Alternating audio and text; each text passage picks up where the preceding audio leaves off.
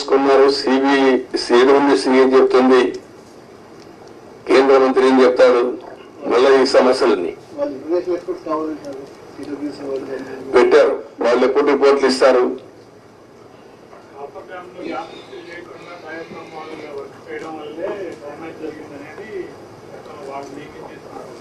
ఆరోపణ కాదు, coffer dam ని ఫిలప్ చేయడం కోసం క్లియర్ గా కట్టి ఆ 1 month లో ఈ ఏజెన్సీలు మార్చకపోతే అయిపోయింది.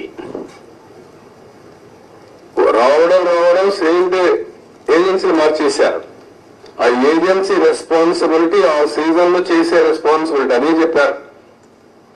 Government of India secretary letter రాస్తూ పీపీఏ కానీ గవర్నమెంట్ ఆఫ్ ఇండియా కానీ మీరు మార్చొద్దండి, మారిస్తే అకౌంటబిలిటీ ఎవరికి ఫిక్స్ చేయాలో తెలియదు. నవ్ అకౌంటబిలిటీ సర్వీస్ ఎవరైతే కాంట్రాక్టర్ ఉన్నారో కాంట్రాక్టర్ బాధ్యత, ఇంజనీర్ల బాధ్యత. మీరు ఇప్పుడు మారిస్తే పాత కాంట్రాక్టర్ పోతాడు, కొత్త కాంట్రాక్టర్ వస్తాడు, మధ్యలో ఏదైనా జరిగితే ఎవరైంది చెప్పలేదని మీరు స్టడీ చేసుకోవాలి. అది చాలా స్పష్టంగా చెప్పారు. వెయిట్ చేయండి. డయాఫ్రామ్ వాళ్ళకి ఇప్పుడు నిపుణులు అంతకుముందు వాళ్ళు వేసిన నిపుణులు అది చాలా డ్యామేజ్ అయింది, దానికి ప్రత్యామ్నాయం అన్నారు కదా మీరు అన్నారు, కానీ దాన్ని కూడా ఆపమన్నారని చెప్పి వాళ్ళు రిపోర్ట్ ఇచ్చారు. ఆపమని కాదు, డయాఫ్రామ్ వాల్ 4 రిక్కలు డ్యామేజ్ అయింది, 35%. 4 రిక్కలు డ్యామేజ్ అయింది, దానికి కావాలని బ్యాండేజ్ చేయడం అంటే రింగ్ బెండ్ మారిగా ఒక రింగ్ బండేసి ఇంకో డయాఫ్రామ్ వాల్ దానికే కవర్ చేయడం. అది కవర్ చేసి మిగిలిన రిక్కల డ్యామేజ్ కాదని చెప్పలేదు. దానికి 457 కోట్లు, 47 కోట్లు, మొత్తం వేయాలంటే 990 కోట్లు. దానికి రెండు సీజన్లు మినిమం. దానికంటే ముందు ఇది కావాలి, కాఫర్ డ్యామ్ లో నీళ్లు లీక్ కాకూడదు. మొత్తం కలిసి దే ఆర్ క్లెయిమింగ్ 4 seasons.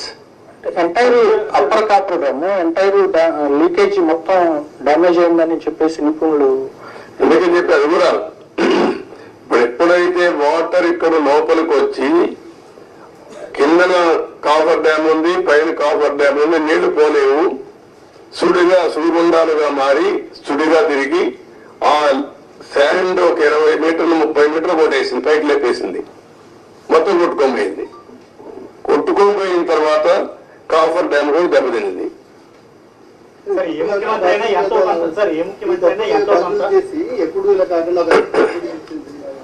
అంటే ఏం చేయాలి? నేను మిమ్మల్ని అడిగేదంటే మీరు అందరూ కూడా చర్చ చేయాలి, ప్రజలు కూడా చర్చ చేయమని చెప్పాలి. సార్ ఏ ముఖ్యమంత్రి అయినా అభివృద్ధిలో ఎంతో కొంత తన మార్పు చూపించాలని చూస్తారు, కానీ 5 ఏళ్ళు జర ఉండిపోవడం అంటే ఏంటి అనుభవం లేకపోవడం వల్ల జరిగిందా లేక వేరే ఎజెండా ఉందా? అజెండా కాదు, అసం, మూర్ఖత్వం, అజం, ఏమీ తెలియకపోయినా ఇష్టానుసారంగా బిహేవ్ చేయడం, ఒక పద్ధతైన రాజకీయాలు చేయడం. అందుకే చెప్పాను, రాజకీయాల్లో ఉండదగ్గన వ్యక్తి కాదు. ఎలాంటి వ్యక్తులు రాజకీయాల్లో ఉండకూడదో అలాంటి వ్యక్తి కేస్ స్టడీ ఇది. Not only this.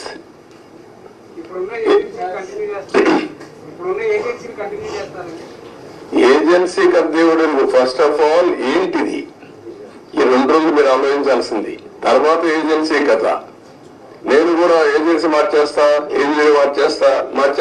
ఎంత నా దగ్గర అధికారం ఉంది, ఒక నిమిషమే. కానీ అది కాదు కదా. ఎట్లా మీరు కూడా ఆ రోజు కూడా ఎవరు మీరు మాట్లాడాల, మీకు భయం, అది వేరే విషయం. నేను మిమ్మల్ని తప్పడం లేదు, అందరినీ భయభ్రాంతం చేశారు. ఇప్పుడిప్పుడే మీరు మీ ముఖాల్లో కొంచెం నవ్వు, ఏదో మాట్లాడతామనే ధైర్యం అవన్నీ వచ్చాయి. ఒక్క వ్యక్తి కానీ ఏమండి మిమ్మల్ని కాదు నన్ను కూడా అనలేదు. నేను ప్రాజెక్టు కట్టిన ఇక్కడికి వచ్చి చూస్తానంటే రాకూడదని ఇక్కడే అప్పంపించారు కదా, మీరున్నారు సాక్షి మీరే కదా. ఈవినింగ్ నేను అంత మునుపంతా ప్రజలందరూ రాష్ట్ర ప్రజానీకాన్ని రమ్మని చూపించాం. ప్రౌఢ కింద ప్రైవేట్ అది బస్సులు పెట్టి చేయించాం, భోజనం పెట్టి చూపించాం. ఎందుకు? ఇది ప్రజల ప్రాజెక్ట్. ఇది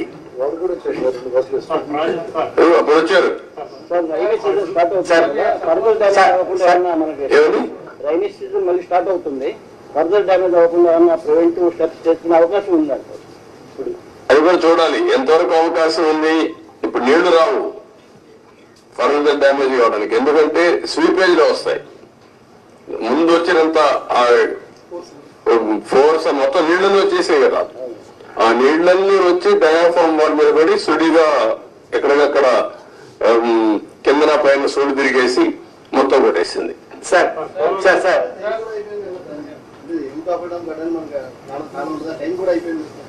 ఇప్పుడు చేయలేరు, ఏం చేయలేదు. November December season is over. Sir sir 2019 నుంచి సార్ ఎవరి దగ్గర చేద్దాం?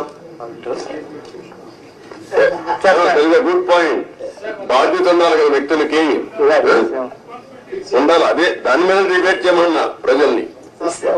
సార్ సీఎం గారు గత ప్రభుత్వంలో ముఖ్యమంత్రి గారు ఒక రకంగాను, ఒక మంత్రి అనిల్ గారు ఒక రకంగాను, ఇంకో మంత్రి ఏమో వేగంగాను పోలవరం దీని గురించి ఇచ్చేశారు. మనకి దానికి డిఫరెంట్ గా ఏం చేయబోతుంది అంటే ఇప్పుడు ఏం చేయాలని నేను అడుగుతాను మిమ్మల్ని. నేనేం చేయాలని నేను కూడా ఇంకా అధ్యయనం చేస్తున్నా. ఈ రోజు ఒక మాట చెప్పి రేపు ఒక మాట చెప్పి డయాఫాల్ అంటే అది ఎక్కడ కనపడలేదు నాకంటే. అలాంటి మంత్రులు చూసాం, డయాఫాల్ కనపడలేని మంత్రి. సార్ 2019 నుంచి 2024 వరకు సార్ 2019 నుంచి 2024 వరకు పోరాడు ప్రాజెక్టులు జరిగిన అక్రమాలపై ఏదైనా కమిటీ వేసే అవకాశం ఉందంటే? అరే కమిటీ వేద్దామయ్యా, అది కాదు కదా మిమ్మల్ని మీరంతా కూడా ఏంటంటే మీరు కూడా ట్రెడిషనల్ గా ఆలోచిస్తున్నారు. మీకు కన్సర్న్ కనపడాలి. నాకు ఒక ఎంక్వైరీ చేసేయండి, యాక్షన్ తీసేసుకోండి, ఏం చేస్తారు మీరు? ఇంత డ్యామేజ్ జరిగింది, ఇన్ని వేల కోట్లు, ఇంత ప్రజల భవిష్యత్, ఇది ఎంత అన్యాయం జరిగింది. అది మీరు డిస్కస్ చేసే బదులు మీరు కూడా ఒక ఎంక్వైరీ వేసేయండి, ఎప్పుడు చేసేస్తారు చెప్పండి, ప్రాజెక్టు ఎంత అవుతుంది చెప్పేయండి అంటే నాకేదో పెద్ద అన్ని నాకు తెలిసినప్పుడు రాసికి. సార్ నిర్వాసితులకు సంబంధించి సార్ ప్రాజెక్ట్ గురించి ఒక విషయం పక్కన పెట్టిన నిర్వాసితుల గురించి ఏంటి సార్? అది కూడా ఇది అది అన్ని లింక్డే. ప్రాజెక్ట్ కట్టకపోతే డబ్బులు ఇవ్వలేరు కదా, గవర్నమెంట్ ఆఫ్ ఇండియా కూడా ఇవ్వదు కదా, వాళ్ళకు అన్యాయం జరిగింది కదా. రోజు రోజు పెరిగిపోతుంది ఖర్చు కూడా. మళ్ళీ ఇప్పుడు వాళ్ళకి అప్పుడే కానీ ఇచ్చుంటే తక్కువ అమౌంట్ అయ్యేది. రోజు రోజు అమౌంట్ పెరిగింది, ఆర్&ఆర్ పెరుగుతా ఉంది, ల్యాండ్ ఎక్విజిషన్ పెరుగుతా ఉంది. వెరీ కాంప్లికేట్ చేసేసారంటాను ప్రాజెక్ట్ ని. Sir one minute. You said you were having good relations with the Prime Minister. Are you going to have any influence with the Prime Minister to get the 10,000 crore for the Polvaram project? అయిపోతుంది అడిగి 12,000 కోట్లు నీకు ఇస్తాను, మీరు చేసేస్తారా? Sir, that amount is pending. What I'm asking you, are you able to study the project? First of all ఇక్కడ press కూడా మీరు గుర్తుపెట్టుకోవాల్సింది, హాఫ్ హ్యాండెడ్ గా హాఫ్ హార్టెడ్ గా కాకుండా కొంచెం స్టడీ చేసి కన్స్ట్రక్టివ్ గా పాజిటివ్ గా సజెషన్స్ ఇవ్వండి. ప్రాజెక్ట్ కంప్లీట్ చేయాలి, నష్టం చేసిన వ్యక్తులపై చర్యలు తీసుకోవాలి. At the end of the day రాష్ట్ర భవిష్యత్తు, నేషనల్ ఇంట్రెస్ట్ కూడా కాపాడుకోవాలి. సార్ వన్ క్వశ్చన్ సార్, ఇప్పుడు 441 crores 990 crores రెండు ఆప్షన్స్ చెప్పారు. వారికి సెంట్రల్ గవర్నమెంట్ నుంచి అసిస్టెన్స్ వచ్చే అవకాశం ఉందండి? వాట్ ఐఎమ్ సేయింగ్, ఇంత డ్యామేజ్ వాళ్ళు ఏమి చెప్పారు, ఏం చెప్తారు, ఇంతవరకు మాట్లాడలే కదా. నేను సీఎంఏ మొన్నే ఫస్ట్ విజిట్ వచ్చాను, అర్థమైన కూడా అర్థం చేసుకున్నాను. ఇప్పుడు వాళ్ళతో మాట్లాడి దీన్ని ఏ విధంగా ఫైనలైజ్ చేయాలి. అకౌంట్ మంత్రి కూడా మారాడు, లాస్ట్ టైం ఉన్న మంత్రి ఇప్పుడు లేడు, ఇదంతా కొత్త. కాస్త కూస్తో అందరికి మధ్య నేను ఒక్కడిగా సబ్జెక్ట్ ఉన్నామంతే. ముందు ప్రారంభించి ఇప్పుడు 4వ మంత్రి కేంద్రంలో, 3 మంత్రులు అయిపోయారు ఈ ప్రాజెక్ట్ వచ్చిన తర్వాత. 4th మినిస్టర్ వచ్చాడు ఇప్పుడు. ఇవన్నీ ఆల్ ప్రాబ్లమ్స్ ఉన్నాయి, బట్ ఏ విధంగా సార్ట్అవుట్ చేయాలో సీరియస్ గా తీసుకుంటున్నా. అదే సమయంలో రాష్ట్రంలో ప్రజలకు అర్థం కావాలి, రెండు బ్యాలెన్స్ కావాలి. నేను అందుకే చెప్పాను, జగన్మోహన్ రెడ్డి లాంటి వ్యక్తులు రాజకీయాలకు కానీ ఒక నాయకుడిగా ఒక రాష్ట్రాన్ని లీడ్ చేయడానికి అర్హత లేదనడానికి ఇవన్నీ ఉదాహరణలు. నేనేదో ఎలక్షన్ లో 164 సీట్లు రావడం ఒకటే కాదు, వీళ్ళ బిహేవియర్, వీళ్ళ యొక్క ప్రవర్తన ఒక్కసారి మీరు కానీ ముందు నుంచి ఆలోచిస్తే ఈ ప్రాజెక్ట్ ఒక కేస్ స్టడీ మీకు అందరికి, మీరు కూడా విట్నెస్. కనీసం ఇక్కడికి వచ్చి ఎప్పుడైనా ఈ 5 ఏళ్ళలో ఒక్కరోజైనా పురస్కారం పెట్టా, ఈ ప్రాజెక్ట్ ఏం చేశారు చెప్పారా? ఎక్కడా లేదు. ఆంధ్ర అక్కడ పెట్టలేదు, ఇక్కడ పెట్టలేదు, ఎక్కడా లేదు.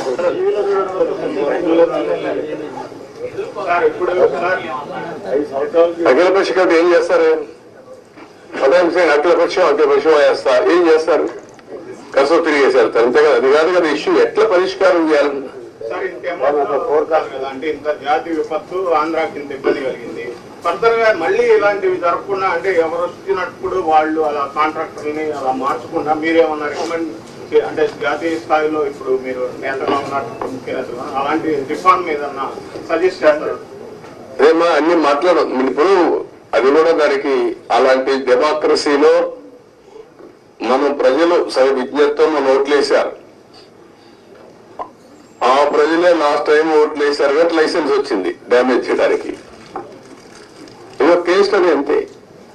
గవర్నమెంట్ ఆఫ్ ఇండియా చట్టాలు తేవడం ఉంది, అన్ని రాష్ట్రాలు తేలేరు కదా.